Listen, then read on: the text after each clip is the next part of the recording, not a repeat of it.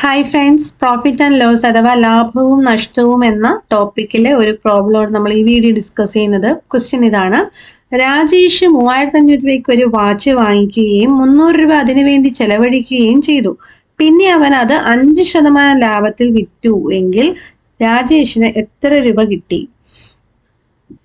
ഇവിടെ 4 ഓപ്ഷൻസ് ആണ് തന്നിട്ടുള്ളത്. ഓക്കെ അല്ലേ? അപ്പൊ ക്വസ്റ്റ്യനിൽ എന്താ പറഞ്ഞേക്കുന്നത്?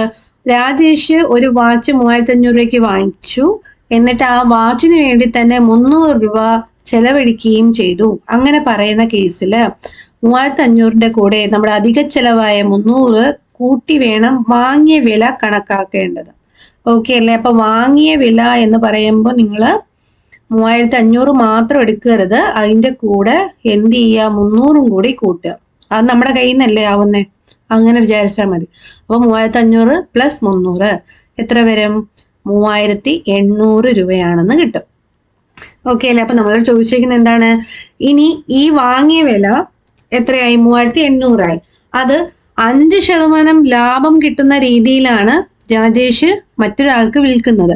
അപ്പൊ 3800ന്റെ 5% എത്രയാണ് എന്ന് നമുക്ക് നോക്കണ്ടേ? അപ്പൊ അതിനെന്ത് ചെയ്യാം? 3800 ഇൻറ്റു 5% അപ്പൊ 5/100. ഇവിടെ നിങ്ങൾക്ക് ക്യാൻസലേഷൻ അപ്ലൈ ചെയ്യാം. സീറോസ് കട്ട് ചെയ്ത് കളയുമ്പോൾ 38 ഇൻറ്റു 5 എന്ന് വരും. 38 ഇൻറ്റു 5 190 എന്നാണ് നമുക്ക് കിട്ടുന്നത് കേട്ടോ. ഇനി എന്താണ്? ഈ 190 നമ്മൾ എന്ത് ചെയ്യണം? നമ്മുടെ വാങ്ങിയ വിലയുമായിട്ട് കൂട്ടുമ്പോഴാണ് വിറ്റ വില കിട്ടുന്നത്. ഓക്കെ അല്ലേ?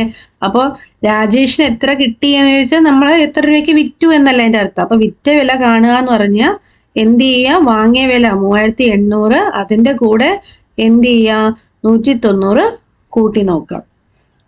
ഓക്കെ അല്ലേ? അപ്പൊ 3800ന്റെ കൂടെ 190 ആഡ് ചെയ്യുമ്പോൾ നമുക്ക് കിട്ടുന്ന എമൗണ്ട് 3990. ഓക്കെ, 3990 റുപ്പീസ് ആണ് എന്ത് കിട്ടുന്നത്. അപ്പൊ നിങ്ങൾ ക്ലിയർ ആയെന്ന് വിചാരിക്കുന്നു. അപ്പൊ എന്തെങ്കിലും അധിക ചെലവുകൾ പറയുവാണ്, ഇപ്പൊ യാത്രയോ അല്ലെങ്കിൽ എന്തെങ്കിലും അറ്റകുറ്റപ്പണികളോ അല്ലെങ്കിൽ ലോഡിങ് ചാർജ് അങ്ങനെയൊക്കെ പറഞ്ഞിട്ടൊക്കെ നമുക്ക് തരുവാണെങ്കിൽ നമ്മുടെ വാങ്ങിയ വിലയുടെ കൂടെ എന്ത് ചെയ്യണം? ആ ഒരു എമൗണ്ടും കൂടി എക്സ്ട്രാ എമൗണ്ടും കൂടി ആഡ് ചെയ്ത് വേണം എടുക്കാൻ. എന്നിട്ട് വേണം എന്ത് ചെയ്യാൻ? സോൾവ് ചെയ്യാനായിട്ട്. അപ്പോൾ ശരി, അപ്പോൾ നിങ്ങൾക്ക് ക്ലിയർ ആയെന്ന് വിചാരിക്കുന്നു.